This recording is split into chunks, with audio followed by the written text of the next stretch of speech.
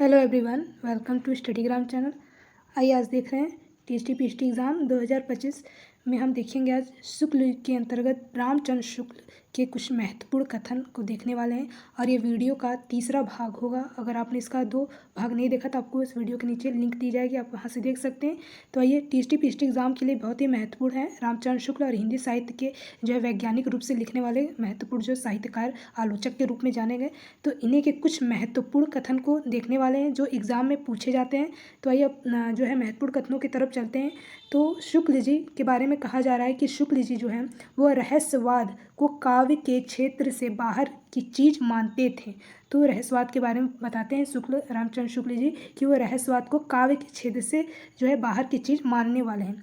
आचार्य शुक्ल जी आगे कहते हैं कि इतिहास की सबसे बड़ी उपलब्धि उनका काल विभाजन है।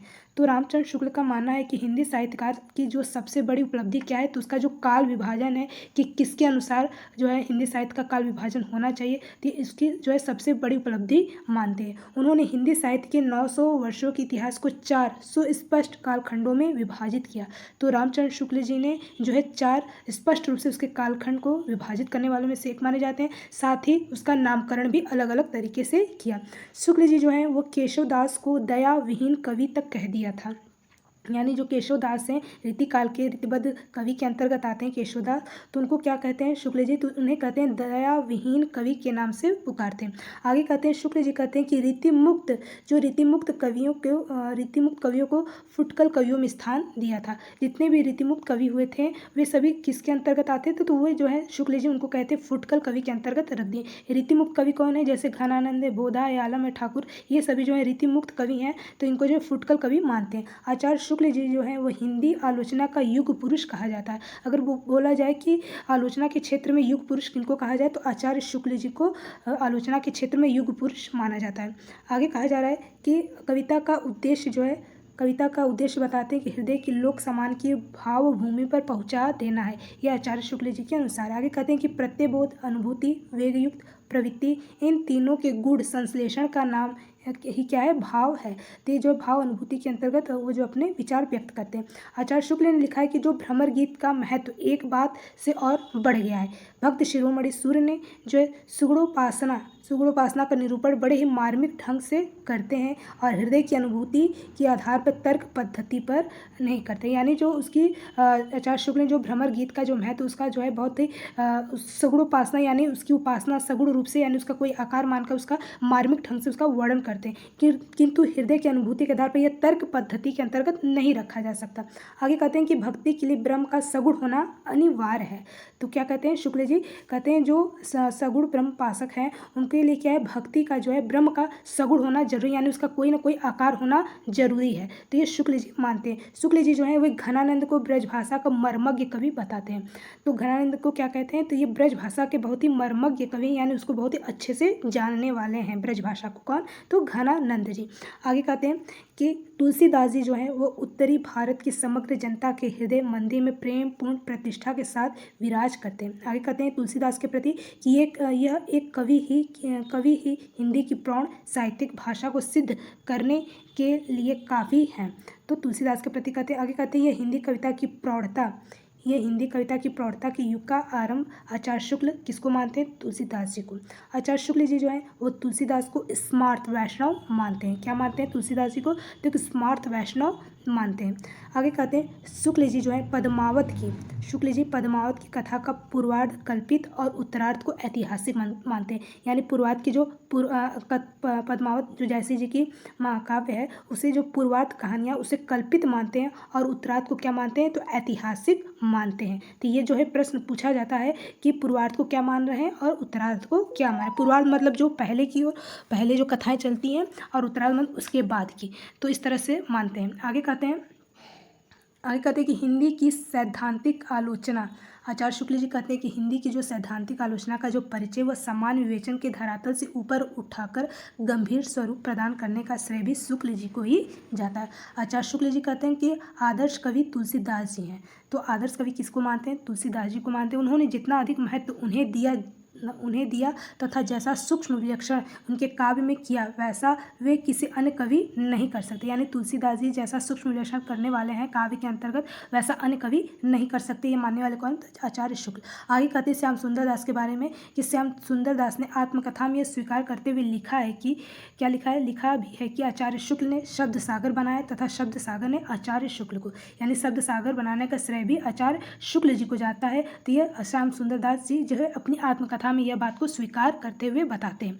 आगे कहते हैं शुक्ल जी जो है इतिहास का ढांचा चिंतन पर आधारित है। यानी शुक्ल जी जो ने हिंदी साहित्य का जो काल विभाजन या कुछ भी जो उसके ढांचे स्ट्रक्चर के बारे में संरचना की वो किस पर आधारित? तो चिंतन के बारे में अर्थात तर्क पर आधारित करके ये चीज़ें लिखा गया।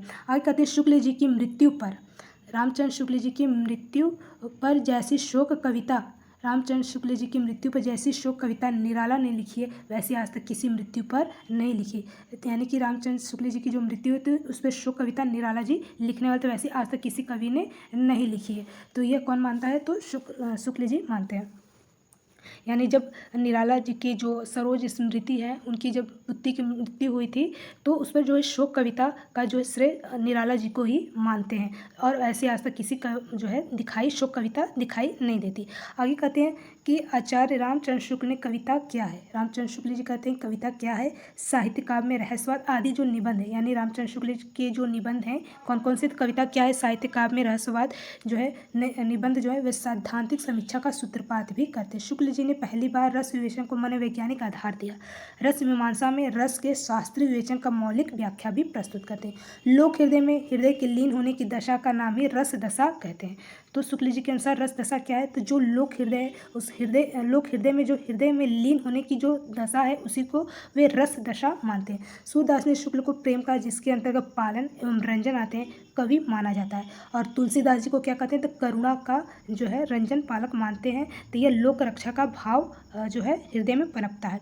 आगे कहते हैं कि तुलसीदास जी के बारे में कहते हैं कि शुक्ल तुलसीदास जी को एक आदर्श कवि मानने वाले हैं। तुलसीदास जी केंद्र बिंदु में रख करके शुक्ल जी ने अपनी आलोचना का मानदंड निश्चित करते हैं। यानी जो भी उनकी रचना है वो केंद्र बिंदु में रख करके शुक्ल जी उनकी जो आलोचना का मानदंड तय करते हैं। आगे कहा जा रहा है कि शुक्ल जी के अनुसार राम कथा के भीतर कई स्थल मर्मस्पर्शी है जिसमें सब मर्मस्पर्शी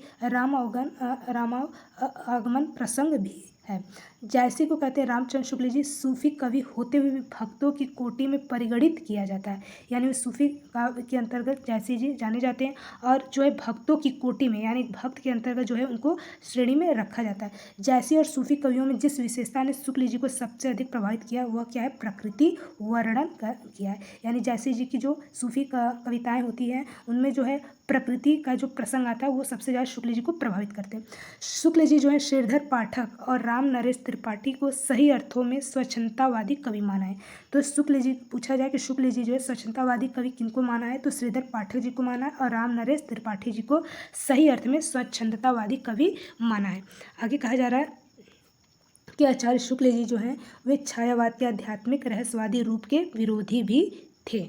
इसको तो जो छायावाद है वे उसके आध्यात्मिक रहस्यवाद के विरोधी भी आलोचक के रूप में ठहराए गए। आगे कहते हैं रामचंद्र शुक्ल जी की निबंध साहित्य शुक्ल जी कहते हैं कि जो प्रथम निबंध साहित्य 1904 ईस्वी में सरस्वती में प्रकाशित हुई। तो शुक्ल जी का मानना है कि जो साहित्य है वह निबंध के अंतर्गत 1904 में कहाँ प्रकाशित हुई? तो सरस्वती पत्रिका में प्रकाशित हुआ। आचार्य शुक्ल जी जो है मनोवैज्ञानिक को आलोचना के जनक माने जाते हैं। यानी उन्होंने मनोवैज्ञानिक के अंतर्गत जो है अपनी आलोचना करने वालों में से एक माने जाते हैं। शुक्ल विचारात्मक निबंधों को ही सर्वश्रेष्ठ भी मानते हैं। हिंदी आलोचना को साहित्यिक रूप आचार्य शुक्ल जी ने ही प्रदान किया। यानी हिंदी की आलोचना के अंतर्गत जो साहित्यिक रूप देने वाला भी कौन है? तो आचार्य शुक्ल जी ही माने जाते हैं। हिंदी के पुराने कवियों समालोचना के लिए सामने लाकर मिस्र बंधुओं ने बेशक बड़ा जरूरी काम किया। उनकी बातें समालोचना कही जा सकती है या नहीं यह दूसरी बात है। यह भी बात आचार्य शुक्ल जी की ने मानते हैं। आचार्य शुक्ल जी जो है वे रसवादी आलोचक माने जाते हैं। तो किस प्रकार के आलोचक हैं? तो वे इन्होंने रसवादी आलोचक के रूप में जो है श्रेष्ठ रूप से जाने जाते हैं। आगे कहा जा रहा है कि शुक्ल जी जो है रस को हृदय की मुक्तावस्था मानते हैं। रस को क्या क्या मानते हैं, तो हृदय की जो है मुक्त अवस्था मानने वाले में से एक है। जिस प्रकार कहते हैं कि जिस प्रकार आत्मा की मुक्त अवस्था जो है ज्ञान दशा कहलाती है, उसी प्रकार हृदय की जो मुक्त अवस्था क्या कहलाती है, हृदय की जो मुक्त अवस्था वो रस दशा कहलाती है। हृदय की इसी मुक्ति की साधना के लिए मनुष्य की वाणी जो शब्द विधान करते हैं उसे ही कविता कहते हैं। तो ये कविता क्या है, निबंध के अंतर्गत ये जो अपनी परिभाषा देते हैं। आगे कहते हैं शुक्ल जी कि नाद सौंदर्य से कविता की आयु क्या हो जाती है, बढ़ जाती है। आचार्य शुक्ल जी कहते हैं कि छायावाद को निंदक मानते हैं। आचार्य शुक्ल जी छायावाद को जो छायावादी युग उसे कैसा मानते हैं, तो निंदक मानते हैं, उसकी निंदा करते हैं। आगे कह रहे हैं कि जायसी के पद्मावत यानी जो मलिक मोहम्मद जायसी के जो महाकाव्य पद्मावत है उसे हिंदी का श्रेष्ठ प्रबंध काव्य के अंतर्गत श्रेणी में रखते हैं। आचार्य शुक्ल जी भक्ति आंदोलन को पराजित मनोवृत्ति का परिणाम और मुस्लिम राज की प्रतिष्ठा का प्रतिक्रिया मानते हैं। आचार्य शुक्ल जी ने रीतिकाल को श्रृंगार काल भी कह सकते हैं। आचार्य शुक्ल जी के अनुसार रीतिकाल को क्या कहा जाएगा दूसरे नाम से, तो श्रृंगार काल भी कह सकते हैं। कविता क्या है, काव्य में लोक मंगल की साधनावस्था, साधारणीकरण और व्यक्तित्ववाद आदि निबंध सैद्धांतिक आलोचना के अंतर्गत मानते हैं। किसमें, तो कविता क्या है, निबंध के अंतर्गत। आगे कह रहे हैं भारतेंदु हरिश्चंद्र जो है भारतेंदु हरिश्चंद्र तुलसी का भक्ति मार्ग, मानस की धर्मभूमि आदि जो निबंध है वह व्यवहारिक आलोचना के अंतर्गत रखते हैं। आगे कह रहे हैं आगे कहा जा रहा है कि आचार्य शुक्ल जी जो है भूषण को हिंदू जाति का प्रतिनिधि कवि मानते हैं। तो आचार्य शुक्ल जी भूषण को किस तरह कवि मानते हैं, तो ये हिंदू जाति का प्रतिनिधि करते हैं, तो इसलिए इसे जो हिंदू जाति का प्रतिनिधित्व कवि मानते हैं। छत्रसाल और शिवाजी की वीरतापूर्ण रचनाओं के कारण जो है इस कारण से इनको हिंदू जाति का प्रतिनिधि कवि मानते हैं, क्योंकि भूषण जी ने छत्रसाल दशक और शिवाजी की वीरता का जो है रचना करते कृति लिखते हैं, तो इसलिए इनको जो है इसी कारण से हिंदू जाति का प्रतिनिधि कवि कहा जाता है। आचार्य शुक्ल जी ने घनानंद को क्या कहा है, तो साक्षात रस मूर्ति कहा है। प्रेम मार्ग का ऐसा प्रेम जो वीर पथिक जाबादानी का दावा रखने वाले ब्रज भाषा का दूसरा कवि नहीं हुआ। ये घनानंद के प्रति अपनी बातें कथन कहते हैं। आगे कहते हैं घनानंद के प्रति कि भाषा के लक्षक एवं व्यंजक बल की सीमा कहाँ तक है, इसकी पूरी परख किसको है, तो घनानंद जी को है। रीतिकाल के कवियों में ये बड़े ही प्रतिभा संपन्न कवि थे। तो प्रतिभा संपन्न कवि किसको माना जाता है, तो देव को, न कि घनानंद को। तो अलग अलग लोगों के लिए अलग अलग जो है अपनी आलोचना करते हैं, उनके बारे में कथन बताते हैं। तो देव के लिए कहते हैं कि रीतिकाल के कवियों में सबसे बड़े क्या कहे जाते हैं, तो प्रतिभा संपन्न कवि मानते हैं। आगे कहा जा रहा है कि आचार्य शुक्ल जी के अनुसार बोधा कैसे कवि हैं, तो रसिक कवि हैं। आचार्य शुक्ल जी बोधा को कैसा कवि मानते हैं, तो रसिक कवि मानते हैं। हिंदू रीति ग्रंथ की अखंड परंपरा रीतिकाल के आचार्य आरंभ जो है शुक्ल चिंतामणि से मानते हैं, यानी जो उनकी रचना है कृति है चिंतामणि, तो वहीं से जो है हिंदी के रीति ग्रंथों की जो अखंड परंपरा है रीतिकाल का जो आरंभ वह चिंतामणि काव्य से मानते हैं। केशव को कठिन काव्य का प्रेत कहते हैं, क्योंकि शुक्ल जी ने उनकी क्लिष्टता के कारण, यानी जो अपने रचनाओं में कृतियों में क्लिष्टता यानी कठिनाई के द्वारा चीज़ों को लिखते हैं बताते हैं, तो इसलिए इनको जो है कठिन काव्य का प्रेत मानते हैं शुक्ल जी के अनुसार। शुक्ल जी ने प्रथम आचार्य चिंतामणि को माना है। शुक्ल जी जो है सबसे पहले प्रथम रीतिकाल का आचार्य किसको मानते हैं, तो आचार्य चिंतामणि को ही पहला आचार्य मानते हैं। रीतिकाल नामकरण आचार्य शुक्ल का दिया हुआ, जो रीतिकाल नाम है वह नामकरण किसका दिया हुआ माना जाता है, तो आचार्य शुक्ल जी ने यह नाम दिया। उन्होंने मध्यकाल के दूसरे भाग को रीतिकाल कहा है, यानी जो मध्यकाल का दूसरा भाग उसे रीतिकाल नाम दिया था, जो कि पहले उसका मध्यकाल नाम था, बाद में इसका एक नाम दे दिया, वो क्या है, रीतिकाल रखा। आगे कह रहे हैं आचार्य शुक्ल प्रताप नारायण मिश्र को बालकृष्ण भट्ट की तुलना में एडिसन है और स्टील कवि का है। तो आचार्य शुक्ल प्रताप नारायण मिश्र को कौन सा उपनाम दिया है, तो उनको नाम दिया है एडिशन, ठीक है, प्रताप नारायण मिश्र को, और बालकृष्ण भट्ट जी को क्या कहा है, स्टील कहा है। तो इस तरह से जो है उपनाम दिए हैं। आगे कहा जा रहा है कि आलोचना का आचार्य शुक्ल जी कहते हैं कि आलोचना का कार्य जो है आलोचना कार्य किसी साहित्यिक रचना की अच्छी तरह परीक्षा करके उसे रूप गुण अर्थव्यवस्था का निर्धारण भी करते हैं। भाषा साहित्य और समाज को एक साथ रख कर मूल्यांकन करने वाले आलोचक के रूप में भी आचार्य शुक्ल और रामविलास शर्मा माने जाते हैं। आगे करें कि आचार्य शुक्ल जी के अनुसार कि चिंतामणि और रस मीमांसा ये शुक्ल जी के कैसे आलोचक है, तो सैद्धांतिक आलोचक ग्रंथ माने जाते हैं। कौन कौन थे, चिंतामणि और रस मीमांसा। कविता क्या है, काव्य में लोक मंगल की जो साधनावस्था है, रसात्मक बोध के विविध रूप है, काव्य में प्राकृतिक दृश्य है, भारतेंदु हरिश्चंद्र तुलसी का भक्ति मार्ग, मानस की धर्मभूमि, काव्य में रहस्यवाद आदि जो है शुक्ल के अनमोल रत्न माने जाते हैं। तो ये जो है सभी नाम जो दिए हैं इसको याद रखिएगा कि उन्होंने काव्य में जो रहस्यवाद है, शुक्ल जी किसको कौन से जो है अनमोल रत्न मानते हैं। तो कविता क्या है, काव्य में जो लोकमंगल की साधनावस्था है और रसात्मक बहुत विविध जो विषय हैं, काव्य में जो प्राकृतिक दृश्य है और भारतेंदु हरीश और तुलसी जी का जो भक्ति मार्ग है, मानस की धर्मभूमि, वे सभी को जो है अनमोल रत्न मानने वाले हैं। आगे कह रहे हैं कि आगे रामचंद्र शुक्ल जी कहते हैं छायावाद के प्रति, छायावाद के विषय में कहते हैं कि उनका जो प्रधान लक्ष्य काव्य शैली की ओर था, वस्तु विधान की ओर नहीं था। अर्थभूमि या वस्तु भूमि का तो उसके भीतर बहुत संकोच हो गया है, जो छायावाद के प्रति कहते हैं, क्योंकि छायावाद के प्रति वो छायावाद को निंदनीय निंदक मानते हैं, उसका विरोध भी करते हैं। तो इसलिए जो है उसकी काव्य शैली पर वस्तु विधान की ओर नहीं जाता, बल्कि अर्थभूमि या वस्तु भूमि के अंदर जो है बहुत संकोच हो गया। तो इस तरह से ये बातें स्पष्ट करते हैं। आगे कहते हैं छायावाद के प्रति कि हिंदी कविता का जो नई धारा का प्रवर्तक इन्हीं को विशेष रूप से माना जाता है। कौन कौन? तो मैथिली शरण गुप्त है और श्री मुकुटधर पांडे जी को ही समझना चाहिए नई कविता के अंदर जो नई धारा के प्रवर्तक हैं। आगे कहते हैं असीम और अज्ञात प्रीतम के प्रति अत्यंत चित्रमय भाषा में अनेक प्रकार के प्रेमोद्वार तक ही काव्य की गतिविधि प्रायः बढ़ गई है। तो यह बात छायावाद के प्रति कहते हैं। छायावाद शब्द का प्रयोग रहस्यवाद तक ही न रहकर काव्य शैली के संबंध में भी प्रतीकवाद के अर्थ में होने लगा है। आचार्य शुक्ल जी मानते हैं कि छायावाद को चित्र भाषा या अभिव्यंजन पद्धति कहना उचित रहेगा। आगे कहते हैं कि छायावाद शब्द का जो प्रयोग दो अर्थों में समझना चाहिए। वो दो अर्थ कौन से? छायावाद शब्द का जो प्रयोग है उसे कहते हैं दो अर्थों में समझना चाहिए। दो अर्थों में समझना चाहिए। एक तो रहस्यवाद के अर्थ में, जहाँ पर उसका संबंध काव्य वस्तु से होता है, अर्थात जहाँ कवि उस अनंत अज्ञात प्रीतम की आलंबन बनाकर अत्यंत चित्रमयी भाषा में प्रेम की अनेक प्रकार से व्यंजना करता है। छायावाद शब्द का दूसरा प्रयोग किसमें समझना चाहिए? तो काव्य शैली या पद्धति विशेष की व्यापक अर्थों में समझना चाहिए। तो छायावाद शब्द के दो अर्थ बतलाते हैं। आगे कहते हैं पंत यानी सुमित्रानंद पंत, जयशंकर प्रसाद निराला, सूर्यकांत त्रिपाठी निराला इत्यादि, ये सभी कवि जो है प्रतीक पद्धति है या फिर इनको चित्र भाषा शैली की दृष्टि में रख सकते हैं, इसलिए छायावादी कहलाते हैं। आगे कहते हैं अन्योक्ति पद्धति का जो अवलंबन है वह छायावाद का एक विशेष लक्षण मानते हैं।